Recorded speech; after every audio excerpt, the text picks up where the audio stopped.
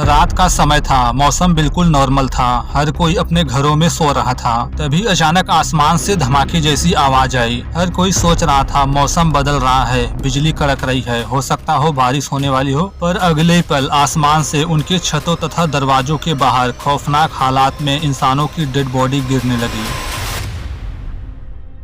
जून 2002 यह है रूस का उफा शहर। उफा में ईसाई और मुस्लिम दोनों रहते हैं। इस साल चुने गए कुछ लड़कों को 2 हफ्तों की ट्रिप के लिए देश स्पेन के बार्सिलोना भेजा जा रहा है। ये बहुत ही बुद्धिमान तथा एथलेटिक बच्चों में से हैं। 14 वर्षीय जीनियर किरिल 4 साल की उम्र से पेंटिंग कर रहा है। 2 एग्जीबिशन के बाद उसकी नई पेंटिंग आधा तैयार है। वह पेंटिंग और रंगों में माहिर था। उसे अच्छी रिव्यूज मिली। यात्रा बहुत रोमांचक लग रही थी, इसलिए उसकी फैमिली ने सहमति जताई कि उसे स्पेन जाना चाहिए। वह अभी अभी 9वीं कक्षा से पास हुआ है। ये छुट्टी का अच्छा मौका था। अलीना हनानोवा 12 साल की है। उसने कई जिम्नास्टिक प्रतियोगिताएं जीती है। वह मन लगाकर पढ़ती थी और हमेशा अच्छे नंबर लाती थी। वह यात्रा पर जाने के लिए बहुत खुश थी। तैयारी करना उसे पसंद था। उफा शहर में 46 बच्चे और टीचर ट्रेन से रूस की राजधानी मॉस्को निकलते हैं। वहाँ वे बार्सिलोना की फ्लाइट लेते हैं। फ्लाइट से पहले ही मॉस्को में गड़बड़ शुरू हो जाती है।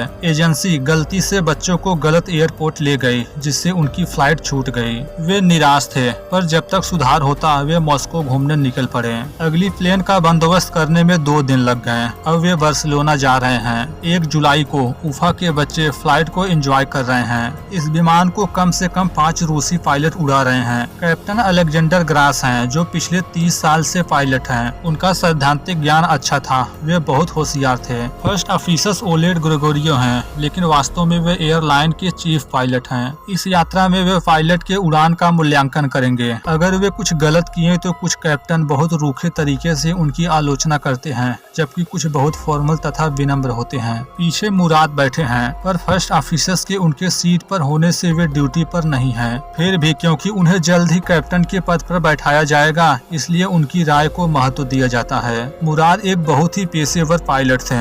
उन्हें उड़ान भरना बहुत पसंद था। प्लेन में नेविगेटर और फ्लाइट इंजीनियर भी हैं। रात 11 बजे उनके लिए बस्केरियन एयरलाइन फ्लाइट 2927 मॉस्को से रवाना होती है। अन्य विमानों की तरह इसमें बचाव टकराव के लिए ATS लगा होता है। सभी कमर्शियल एयरक्राफ्ट में एक ट्रांसपोंडर होता है, जो लगातार रेडियो सिग्नल भेजता रहता है, जिससे उनकी पहचान और उनकी स्थिति का पता चलता है। TCS इन संकेतों को सुनता है और गणना करता है कि क्या कोई विमान टकराव के रास्ते पर है। अगर ऐसा है तो ये पायलट को टकराव से बचाने के लिए क्या करना है ये बता देगा। अगर कभी एयर ट्रैफिक कंट्रोलर थोड़ी देरी कर दे तो प्लेन का ATC खुद पायलट को बताएगा सामने एक दूसरा प्लेन है, आप अलर्ट हो जाओ और सुरक्षित रहो। उसी टाइम सैकड़ों मील दूर देश इटली के बरगामो में एक बोइंग 757 उड़ान भरने को तैयार है। यह DHL इंटरनेशनल कार्गो देश बेल्जियम के ब्रुसेल्स जा रहा है। रूसी प्लेन ने दक्षिणी जर्मनी के ऊपर इसका रास्ता पार किया। इस इटली वाले प्लेन में केवल 2 लोग सवार हैं। कैप्टन पॉल फिलिप्स जो ब्रिटिशर्स हैं, ऑफिसर्स ब्रांड कंपियोनी कनाडाई हैं। प्लेन अपनी आखिरी उड़ान भरता है। उड़ान के बाद एरोप्लेन सेफली अपनी मंजिल की ओर बढ़ रही थी। यात्री सफर को एंजॉय कर रहे थे। स्विट्जरलैंड यूरी में रात के 8 बजने वाले हैं। दिन की शिफ्ट खत्म हो गई है और नाइट शिफ्ट शुरू हो रही है। 8 साल के अनुभवी कंट्रोलर पीटर लिंसन दक्षिणी जर्मनी और स्विट्जरलैंड के एयर ट्रैफिक को संभालते हैं। आज रात ड्यूटी पर केवल 2 कंट्रोलर हैं। ट्रैफिक कम होने पर पीटर का साथी ब्रेक पर चला गया। अब पीटर अकेले ही दूर स्थित दोनों रडार स्क्रीन को देखने की जिम्मेदारी पर थे।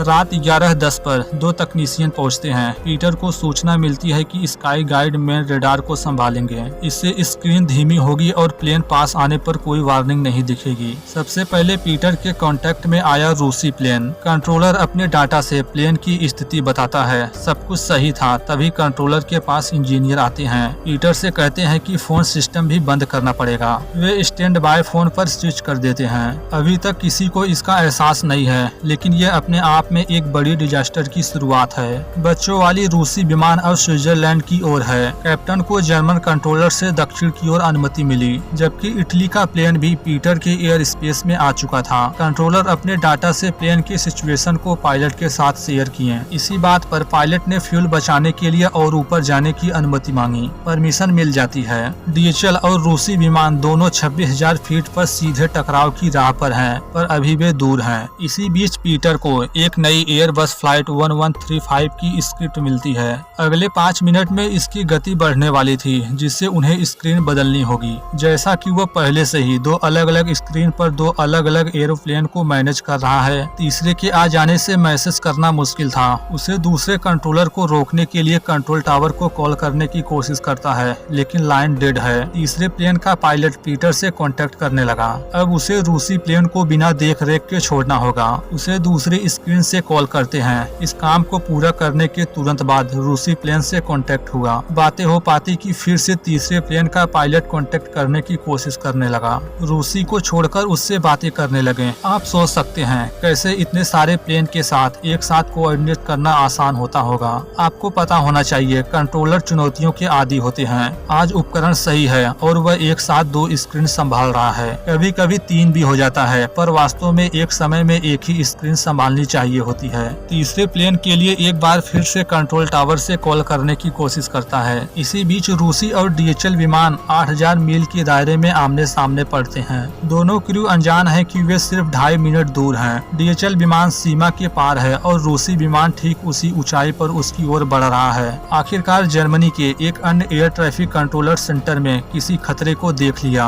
वह पीटर को चेतावनी देने के लिए फोन उठाता है, लेकिन संपर्क नहीं हो पाता। इंटरनेशनल एयर ट्रैफिक नियम उसे पायलट से सीधे बात करने नहीं देते, नहीं तो वह सीधा प्लेन के पायलट को ही सच्चाई बताता। स्टार्टिंग में ही बताया गया 2 प्लेनों को आपस में करीब आने से रोकने के लिए प्लेन में इंस्टॉल होता है टीसीएस। प्लेन का टीसीएस खुद भी पायलट को अपने आसपास के प्लेन को रडार पर दिखा सकता था। पहले रूसी पायलट अपने टीसीएस कंप्यूटर स्क्रीन पर डीएचएल विमान देखते हैं, जबकि डीएचएल विमान में क्रू बेखबर हैं। उनके टीसीएस ने अभी तक कोई चेतावनी नहीं दी है। फर्स्ट ऑफिसर वॉशरूम जाता है। रूसी विमान में पायलट चिंतित हैं, दूसरा विमान करीब आ रहा है। दोनों समान ऊंचाई पर हैं। तभी देखने को मिलता है डीएचएल विमान नीचे जा रहा है। यह अच्छी खबर थी। अब तक टीसीएस सिस्टम पर डीएचएल के पायलट रूसी विमान को देख चुके थे। आखिरकार जमीन पर कंट्रोलर पीटर को समझ आता है कि क्या हो रहा है। तुरंत एक्शन लेते हुए रशियन प्लेन को ऊंचाई कम करने को कहते हैं। कैप्टन ऑटो पायलट हटाते हैं और नीचे उतरना शुरू करते हैं, जबकि डीएचएल प्लेन पायलट को संकेत दे रहा था ऊपर जाने को। कंट्रोलर को लग रहा था वे टक्कर टाल रहे हैं, लेकिन कुछ भी चीजें सही नहीं हो रही थी। एक प्लेन खुद के टीसीएस सिस्टम को फॉलो कर रहा है, तो दूसरा प्लेन कंट्रोलर की बात मान रहा है। दो स्क्रीन को एक साथ मैनेज करने से दोनों प्लेन के पायलट को बातें समझने में भी प्रॉब्लम हो रही थी कि कौन सी बातें किस पायलट को कही जा रही है। टीसीएस निर्देश ने उन्हें उतरने को कहा। वे कंट्रोलर को टीसीएस के उतरने के निर्देश की जानकारी दे रहे हैं, लेकिन कंट्रोलर सुन नहीं पाया। टीसीएस की बजाय कंट्रोलर की बात मानकर रूसी विमान नीचे आने लगा।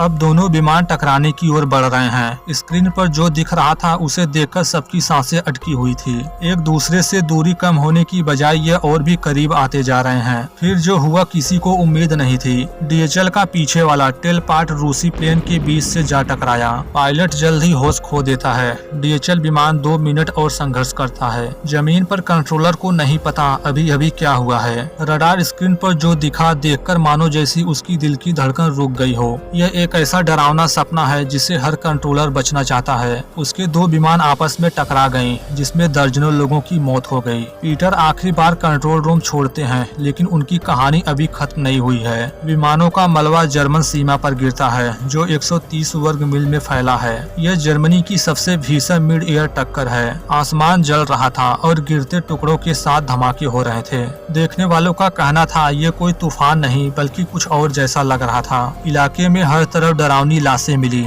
जल्दी समझ आ गया कि ये बेबस थे, किसी को बचा नहीं पाए। मलबा 40 वर्ग मील लंबे कॉरिडोर में फैला था। एक हफ्ते तक 6000 से अधिक लोग खोज में जुटे थे। 6 दिन की खोज में बचाव कर्मियों ने शवों के अवशेष इकट्ठा किए। ईसाई और मुस्लिम दोनों ही समुदाय में अपने मासूम बच्चों की इस तरह अचानक हुई मौत से तबाह और गहरे सदमे में हैं। उस स्थानीय कब्रिस्तान में जहां विमान में मौजूद सभी 53 लोगों को पूरे सम्मान के साथ दफनाया गया, वहां अब दोहरी लंबी कतारों में उन मृतकों के कब्रों के पत्थर एक साथ लगे हुए दिखाई देते हैं। सबने सोचा मौत का सिलसिला यहीं समाप्त हुआ, लेकिन एक ऐसा खौफनाक मंजर सामने आने वाला था जिसकी किसी ने कल्पना नहीं की थी। माना गया उन्होंने प्लेन को एक दूसरे की तरफ भेजा। 71 मौत के पीछे कौन? टीसीएस में रिवर्सल सिक्योरिटी सिस्टम होता है। अलर्ट अनदेखा होने पर यह विमान को दूसरी दिशा में मोड़ने का आदेश देता है, पर यहाँ ऐसा क्यों नहीं हुआ। दोनों विमान की ऊंचाई में कम से कम 100 फीट का अंतर होना चाहिए, लेकिन उस समय ये शर्त पूरी तरह नहीं हुई थी। अब सुधार नामुमकिन था। डीएचएल ने ऊंचाई न बढ़ते देख पायलट को तेजी से उतरने को कहा। यह संभव होता तो ऊफा के बच्चे बच जाते। उन्हीं बच्चों में से एक के पिता ने स्काई गाइड हेड से हादसे के जिम्मेदार कंट्रोलर का नाम पूछा, पर कोई जवाब नहीं मिला। उस पिता के मन में कंट्रोलर को लेकर कुछ तो था। जांचकर्ताओं को टीसीएस में कंफ्यूजन मिला। 20 साल पहले इसकी शुरुआत में एक घातक हमला हुआ था। इस हादसे में जापान की हवा में एक बड़ी दुर्घटना होते होते बची थी। वहाँ 2 जंबो जेट जिसमें 677 लोग सवार थे इतने करीब आ गए एक दूसरे की विंड स्क्रीन से साफ दिखाई देने लगे थे। बचाव के बावजूद लगभग 100 लोग घायल हुए। एक बार फिर पायलट ने टीसीएस की बजाय कंट्रोलर की मानी। यह एक चेतावनी होनी चाहिए थी। फिर भी आईसीएओ चुप रहा, जबकि वह विमानन नियम बनाने के लिए जिम्मेदार है। अगर आईसीएओ जापान की घटना जांच कर प्रक्रिया बदल देता तो शायद यह न होता। जापानी घटना अकेली चेतावनी नहीं थी। हादसे से पहले यूरोप में 4 और ऐसी घटनाएं हुई जहां पायलट ने टीसीएस की बजाय कंट्रोलर की बात मानी। 24 फरवरी 2004 को एक अनजान व्यक्ति कंट्रोलर पीटर के घर पर जाता है। उसका इरादा खौफनाक था। पीटर को मिलने के लिए बाहर बुलाया। वे जैसे ही घर से बाहर कदम रखते हैं वह खंजर निकालता है और कंट्रोलर पर जानलेवा हमला करता है। जब एहसास होता है कि वह मर चुका है, भाग निकला। दरअसल ये उन हादसों में मारे गए बच्चों में से एक का पिता था, वही जिसने हादसे के बाद कंट्रोलर के बारे में जानने की कोशिश की थी। वह अपनी पत्नी और बच्चों से बेहद प्यार करता था। कंट्रोलर की हत्या बेहद दुखद थी, जबकि वह हादसे के लिए जिम्मेदार नहीं था। असली वजह स्काई गाइड के खराब मैनेजमेंट और सिस्टम की कमी थी। उस रात पहले पीटर का साथी ही ब्रेक पर गया, जिससे वह अकेले दूर स्थित स्क्रीन देखने लगा। रात में यह आम था कि एक ही कंट्रोलर पूरे हवाई क्षेत्र को संभालता था। रख रखाव के दौरान रडार सिस्टम फॉलबैक मोड पर था। एसटीसीए नहीं मिलता, यानी short term collision alert. Radar पर एक चेतावनी है कि विमान में टक्कर का खतरा है। तभी एक विमान आने से पीटर का ध्यान भटक जाता है। वह मदद मांगना चाहता है, पर मेन और बैकअप फोन दोनों बंद हैं। कंट्रोलर को अपनी जरूरत की सारी टेक्निकल सपोर्ट से वंचित रहना पड़ता है। नीचे उतरते समय डीएचएल पायलट व्यस्त रेडियो के कारण सूचित नहीं कर सके। मई में हादसे के 22 महीने बाद आपदा के 2 मुख्य कारण बताए गए हैं। 1, पीटर निल्सन ने खतरा देरी से समझा। 2, रूसी क्रू ने टीसीएस के बजाय कंट्रोलर के उतरने का आदेश मानकर गलती की, जिसमें कंट्रोलर की गलती नहीं बल्कि विमानन नियम बनाने वाले आईसीएओ की गलती थी। Thanks for watching this video.